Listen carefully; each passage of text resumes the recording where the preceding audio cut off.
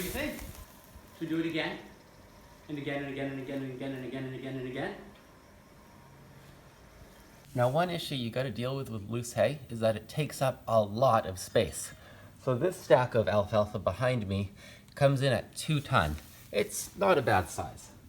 This round bale right here, that's 600 or 700 pounds of hay. But that's 7 tons of hay, and it goes way back in the barn too. Many of you are probably used to buying something like 10 ton of hay. Well, in well-packed loose hay, that's going to take up a 20-foot wide, 20-foot long, 15-foot solid packed cube. Check out the description below for a link to a great 1931 publication that helps you estimate how much space a ton of loose hay is going to take. It's the middle of August and I'm standing on about 6 ton of hay right here. Normally we would be well done with our hay season at this point, but the neighbor said that we can take another 1.5 tons to 2 tons off of his fields, so we've got some more work to do, and I've never wanted to turn down free hay. Unfortunately, we do still have some more work on the trolley. Now, as shown in our other Cozy Cow channel videos, I've already been up there repairing track, and I didn't love it. I hate heights. But guess what? It didn't stay repaired for very long, so here we are again. Different day, different ladder, still same terrified me. This is another section that we had been working on just toward the very front, but we've been hearing quite a different new sound, and it seems that the track has slipped. So the joiners are actually indented here, and it's supposed to fit into that little keyhole. So we're going to slide it back, and hopefully that will do good enough to hold it. I'm not sure why it wasn't the first time. Now the issue is that the track doesn't really want to come together. So we're pulling with a come along, stretching this as hard as we can. That ended up being way more complicated than it should have been, but now we've got it so that the keys are aligned with their notches. Everything's pulled together, and now we've got to hustle because in 2 hours we're supposed to start getting thunderstorms and we've got a lot of hay to get in. So let's hope it works.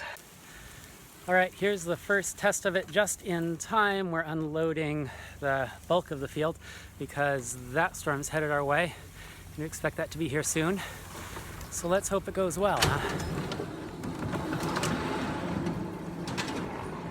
No clicking, no thumping, no crashing, no squealing.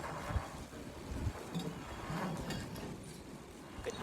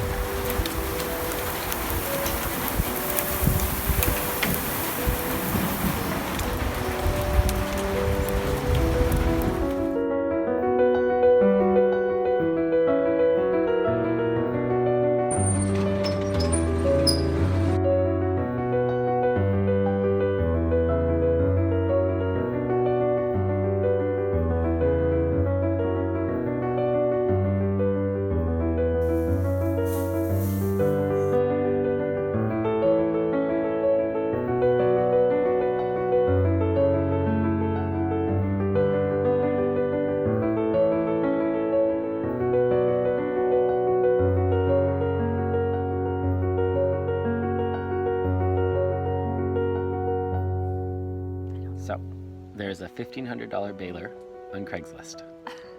Yes or no? Probably not, Why not? because that's a lot of money. Okay, so if it were a lot cheaper, would you want a baler or would you want to keep doing what we're doing? Both?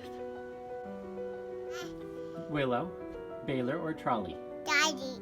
Why? Daddy. Trolley. Why is that? Because I like jumping in the hay. Using the hay loader and using the trolley are both relaxing, pleasant experiences. Scampering up ladders, hauling on ropes, it has something of what I imagine it would feel like to race an old yacht. Though I admit, it's not that classy. And that incredible sound of that trolley clicking into place and thundering down the track.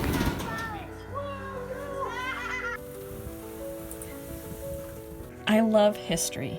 Using old stuff is somehow satisfying. There's nothing quite like breathing life into rusting relics and reliving history from another era. Now sure, our system has had some problems, but there isn't too much that can break. And compared to the kind of baler we can afford, I think it's sort of reliable-ish. It's a very strange combination of both relaxed and frenetic work, but quite rewarding nonetheless. So would I give it up for a baler?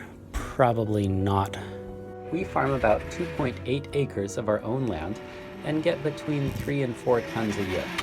This year that took 27 times pulling the trolley to get that in. But then with the neighbor's additional 6.7 acres, we brought in another 3.6 ton. In total, we were just shy of 10 acres, getting somewhere between 7 and 9 ton. Now I'll say the 2.8 acres is a breeze, and it's almost not enough time to enjoy it. But the 10 acres, that's about enough enjoyment for the year. Anything more, and I admit, it would just be exhausting. But for our scale of land and our little farm here, I'm not willing to give it up yet.